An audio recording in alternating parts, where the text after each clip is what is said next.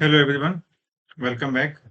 आज के इस वीडियो में हम एक नया क्वेश्चन सॉल्व करेंगे जो गेट 22 में 2 मार्क्स का पूछा गया था। आइए देखते हैं इस क्वेश्चन में क्या पूछा गया है। What is printed by the following ANSI C program. एक हमारे पास प्रोग्राम दिया हुआ है और पूछ रहा है कि ये प्रोग्राम क्या प्रिंट करेगा। अब अब देखते हैं कि इस प्रोग्राम में क्या दिया हुआ है। एक हमारे पास मेन फंक्शन है, उसमें एक हमारे पास 3D एरे है, 3 क्रॉस 3 क्रॉस 3। उसके बाद हम अपने 3D एरे को ट्रेवर्स कर रहे हैं और फाइनल कुछ एलिमेंट्स प्रिंट कर रहे हैं, ए ऑफ आई जे के। अब देखते हैं कि इस क्वेश्चन में एक इम्पॉर्टेंट पॉइंट यही है कि अपने 3D एरे को हम अपने मेमोरी में कैसे फॉर्म करें। अब क्वेश्चन ये उठता है कि ये 3D एरे हमारा मेमोरी में कैसे स्टोर होगा। अब फॉर एग्जांपल के लिए अगर हम सिंगल 1D एरे बनाते हैं 3, तो ये कैसे बनता है। मेमोरी में 3 ब्लॉक का कॉन्टिगुअस मेमोरी लोकेशन ऑक्युपाई होता है और वहां पे 0 इंडेक्स 0 1 2 और एलिमेंट स्टोर होते हैं। अगर हम 1D एरे लेते हैं तो हमारे सिस्टम में 3 कॉन्टिगुअस ब्लॉक बनते हैं ऑफ साइज 4 बाइट। क्यों, मान लेते हैं कि ये इंट है, इन टाइप का एलिमेंट हमें स्टोर करना है, तो 4 बाइट का ब्लॉक बनेगा। कॉन्टिगुअस मीन्स 12 बाइट यहाँ पे हम रिजर्व करेंगे। अब लेट सपोज कुछ ऐसा दे दिया, एक मैट्रिक्स 3 क्रॉस 3, तो ये कैसे स्टोर होगा। अब 3 क्रॉस 3 मैट्रिक्स है, मैट्रिक्स में क्या होता है, रो एंड कॉलम होते हैं। तो अब रो एंड कॉलम के फॉर्म में तो हमारा मेमोरी है नहीं, मेमोरी में तो हमारा कॉन्टिगुअस मेमोरी लोकेशन है। अब ये कैसे स्टोर होगा, ये स्टोर होता है 3 क्रॉस 3 मीन्स कितना हुआ, 9 एलिमेंट का हमारा ये मैट्रिक्स है, 3 रोज एंड 3 कॉलम। तो हमें अपने 9 एलिमेंट स्टोर करने हैं। तो यहाँ पे हमें 9 कंटिन्यूअस ब्लॉक मिलता है और इंडेक्स स्टार्ट होता है 0 से। ये हमारे इंटरनल आर्किटेक्चर है कि हम इंटरनल हमारा एलिमेंट कैसे स्टोर होगा। 0 1 2, लेट सपोज हमें एक्सेस करना है 0th रो पे, जो फर्स्ट कॉलम पे एलिमेंट है, हमें उसे एक्सेस करना है। तो अब ये क्या बना, 0 1। अब 0 1, अब लेट सपोज अगर हम इसको देखें तो रो नंबर 0 कॉलम नंबर 1। अब हर रो पे कितने एलिमेंट हैं, 3। तो अगर हम इसको रो माने 3 एलिमेंट का, यहाँ पे हम इसको ग्रुप कर सकते हैं कि ये फर्स्ट रो का एलिमेंट है, ये सेकेंड रो का एलिमेंट है, ये थर्ड रो का एलिमेंट है। तो 0 1 हमारा कहाँ आएगा, 0 1 हमारा यहाँ आएगा। लेट सपोज एलिमेंट है तो 0 1 हमारा यहाँ आएगा। सेम उसी तरीके से अगर हमें हमारे पास कुछ ऐसा दिया हो, तो ये कैसे स्टोर होगा। अभी हमने अपना 3 क्रॉस 3 का देखा, बट यहाँ पे एक लेयर और ऐड हो गया है। यहाँ पे एक 3 लेयर है कि इसको अगर हम ब्लॉक माने तो हर ब्लॉक में कितने रो हैं, हर रो में कितने कॉलम हैं। अगर हम सिंगल 1D एरे लेते हैं, मान लेते हैं सिर्फ 3 है, तो कितने एलिमेंट हमारे पास रहते हैं, 3। अब लेट सपोज हमारे पास एक मैट्रिक्स बनता है, तो 3 क्रॉस 3 का एक हमारा एलिमेंट होता है 9 एलिमेंट, हर रो में 3 एलिमेंट है, तो 3 क्रॉस 3 बनेगा। अब एक ब्लॉक और ऐड हो गया है 3। तो अब तो यहाँ पे कितने ब्लॉक हैं, यहाँ पे ब्लॉक हैं 3। हर ब्लॉक में कितने एलिमेंट हैं, 9। तो 3, तो कितना एलिमेंट मिलेगा हमें, टोटल हमें मिलेगा 27। कॉलम 3 है और कितने रो हैं, 3 रो हैं। तो 3 क्रॉस 3 का हमें एक एलिमेंट, एक ब्लॉक बनेगा। और ऐसे कितने ब्लॉक बनाने हैं, ऐसे में ब्लॉक बनाने हैं 3, तो कितने एलिमेंट बनेंगे, 27। 27 हमें नंबर ऑफ एलिमेंट मिले। अब ये कैसे सिस्टम में स्टोर होंगे, ये स्टोर होंगे कुछ इस तरीके से। तो हमारे पास 27 कॉन्टिग्यूअस मेमोरी ब्लॉक बनेगा। कुछ इस तरीके से हमारा एलिमेंट स्टोर होगा मेमोरी ब्लॉक में, कॉन्टिग्यूअस। ये जो एलिमेंट हमारे पास है, 3 ब्लॉक है। Block number 0 means 0th block, 1 and 2 means block 1, block 2, block 3। Start indexing 0, 1, 2। Okay, हमें ये नंबर ऑफ ब्लॉक्स मिल गए। तो ये हमारा, लेट सपोज अगर इसको हम माने ब्लॉक, उसके बाद अगला क्या है 3। अब हर ब्लॉक में नंबर ऑफ रोज कितने हैं 3 मीन्स, उसके बाद ये 3 क्या बोलता है, ये 3 बोलता है कि हर रो में 3 कॉलम। अब ऐसे कितने ब्लॉक बनेंगे, ऐसे बनेंगे 3 ब्लॉक। तो कुछ इस तरीके से हमारा एक विजुअल रिप्रेजेंटेशन होगा हमारे इस 3D एरे का। हम कुछ इस तरीके से अपने 3D एरे को विजुलाइज कर सकते हैं कि हमारे पास नंबर ऑफ ब्लॉक्स कितने हैं 3, ब्लॉक 0, ब्लॉक 1, ब्लॉक 2। हर ब्लॉक में नंबर ऑफ रोज कितने हैं 3, 0, 1, 2।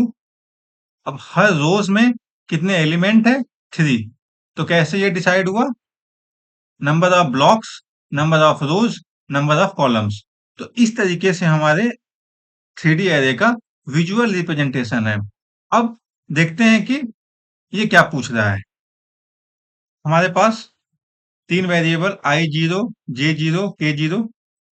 अब लाइन नंबर 7 पे for i is equal to 0, i is less than 3, i plus plus, ये हमारा आउटर लूप है। Line number 8 for k is equal to 0, k is less than 3, k plus plus.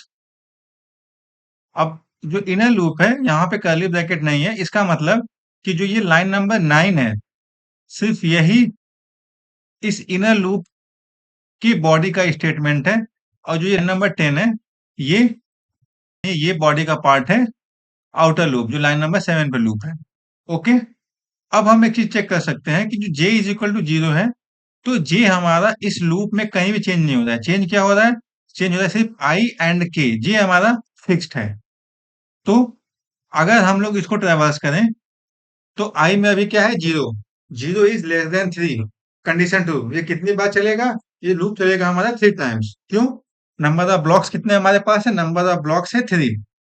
तो i is equal to 0, 0 is less than 3, i हमारे पास है 0, 0 is less than 3, condition 2। अब next line क्या बोलता है, k is equal to 0, k is less than 3, k plus plus. तो k में हमारे पास क्या है, k में है 0, तो k 0 is less than 3, condition 2। अब उसके बाद क्या बोल रहा है, printf a of i j k। हमारे पास i में अभी क्या है, i में है 0, j में है 0, k में है 0। अब जो हमारा विजुअल रिप्रेजेंटेशन है, अगर हम इसको चेक करें, ब्लॉक 0 का 0th रो, ब्लॉक 0 का 0th रो एंड k में 0, ब्लॉक 0 का 0th रो 0 कॉलम। तो क्या मिलेगा हमें, हमें मिलेगा 1। तो हम यहाँ पे हमारा प्रिंट होगा, फर्स्ट एलिमेंट प्रिंट होगा हमारा 1। उसके बाद अब k में हमारा इनर लूप अभी आइटरेट होगा, और तब तक चलेगा जब तक हमारा इनर लूप कंडीशन फेल ना हो जाए। तो अभी ये चलेगा, अब इंक्रीमेंट होगा k प्लस प्लस। अब k की वैल्यू हो जाएगी 1। अब 1 is less than 3, condition true. अब k की वैल्यू हो जाएगी चेंज। अब क्या एक्सेस करना है हमें, 0, 0, 1, a ऑफ 0, 0, 1 मीन्स ब्लॉक 0 का 0th row first column, block 0 row 0 column 1। क्या एलिमेंट है हमारे पास, हमारे पास एलिमेंट है 2। फिर से इंक्रीमेंट होगा k में, k का वैल्यू हो जाएगा 2, 2 is less than 3, condition true.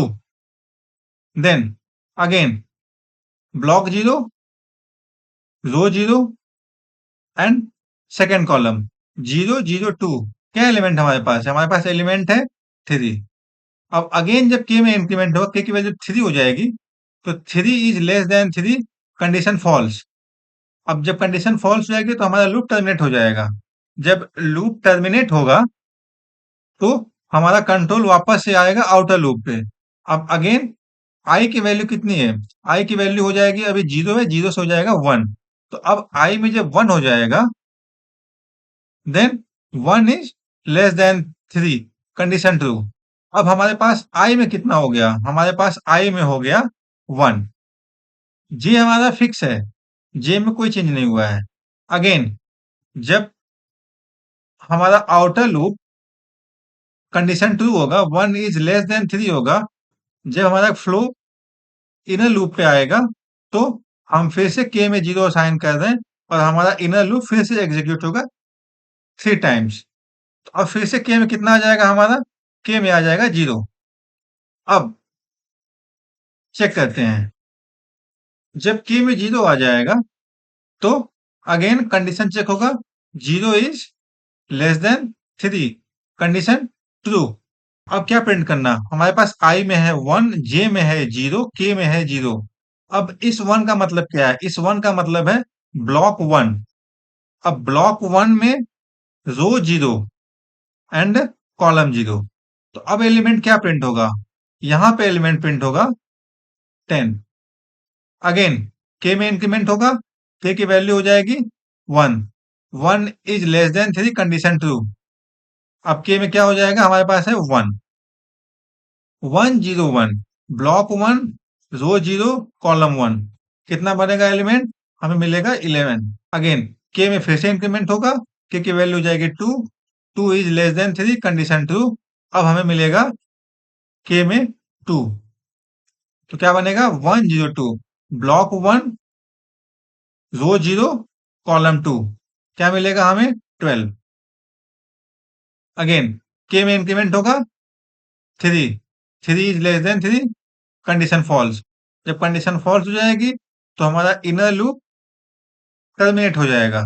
जब हमारा इनर लूप टर्मिनेट हो जाएगा, तो फिर से हमारा कंट्रोल आएगा आउटर लूप पे। अब आई में अभी करंट क्या है? आई में अभी हमारे पास है 1। अब आई की वैल्यू कितनी हो जाएगी? इंक्रीमेंट होके 2। 2 इज लेस देन 3, यहाँ पे कंडीशन चेक होगा, 2 is less than 3, condition true. अब आई में कितना हो गया? 2। जब हमारा कंडीशन ट्रू होगा और फ्लो हमारा इनर लूप में आएगा, तो फिर से हम के में 0 असाइन कर रहे हैं, फिर से हमारा इनर लूप 3 टाइम्स आइटरेट होगा, के में 0। अब फिर से आई कितना हमारे पास है? आई हमारे पास है 2। जे कितना है? 0। के कितना है? 0। अब ये क्या बोला है? 2 0 0 मीन्स ब्लॉक 2 का रो 0 एंड कॉलम 0। 2 0 0। तो अब क्या है एलिमेंट हमारे पास? 19। अब के में इंक्रीमेंट होगा, तो अब बन जाएगा 1। 1 is less than 3, condition true. अब के क्या बनेगा हमारा? के बन जाएगा 1। अब 2 0 1, ब्लॉक 2, रो 0, कॉलम 1। क्या एलिमेंट हमारे पास है? 20। तो 20 मिलेगा हमें। अगेन, के में इंक्रीमेंट होगा, के बन जाएगा 2। 2 is less than 3, condition true. तो के में क्या हो जाएगा? 2। अब हमें प्रिंट करना है 2 0 2, ब्लॉक 2, रो 0, कॉलम 2।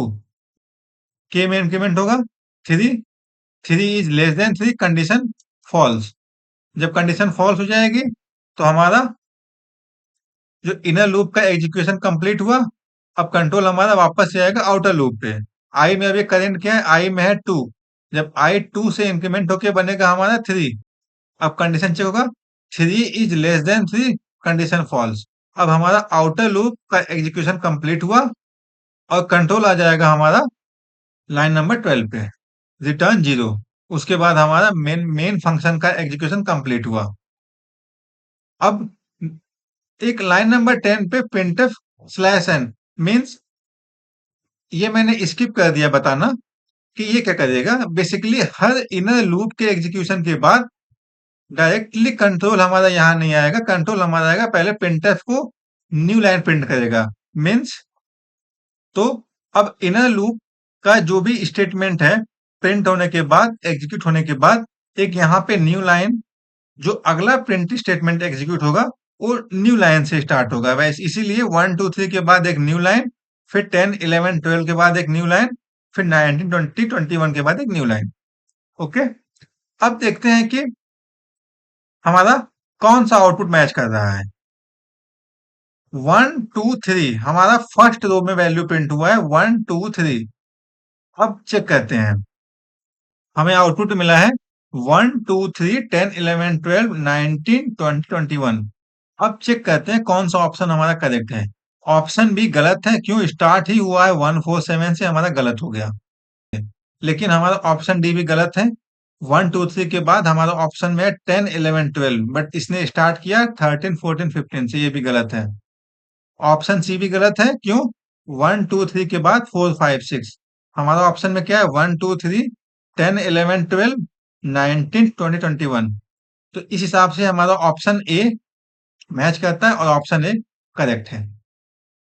अब बेसिकली ये प्रोग्राम क्या प्रिंट कर रहा है? अगर अपने जो विजुअल रिप्रेजेंटेशन हम लोग के 3D एरे का अगर उसको चेक करें, तो हमें क्या मिला आउटपुट में? हमें मिल रहा है 1, 2, 3, 10, 11, 12, 19, 20, 21।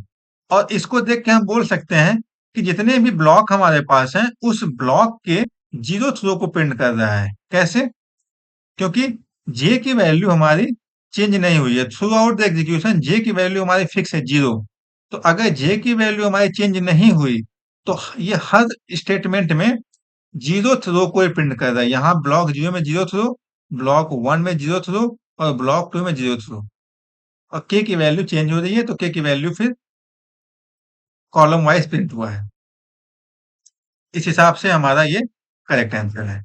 एक बार हम लोग इस प्रोग्राम को एग्जीक्यूट करते हैं सी कंपाइलर पे और चेक करते हैं कि जो हमारा आउटपुट आया है, जो हमने प्रिंट किया है, वो हमारे आंसर से मैच करता है कि नहीं। हमें आउटपुट में क्या मिला? हमें मिला 1, 2, 3, 10, 11, 12, 19, 20, 21। और हमने क्या फाइंड किया? हमने फाइंड किया है 1, 2, 3, 10, 11, 12, 19, 20, 21, जो कि हमारे ऑप्शन से मैच करता है।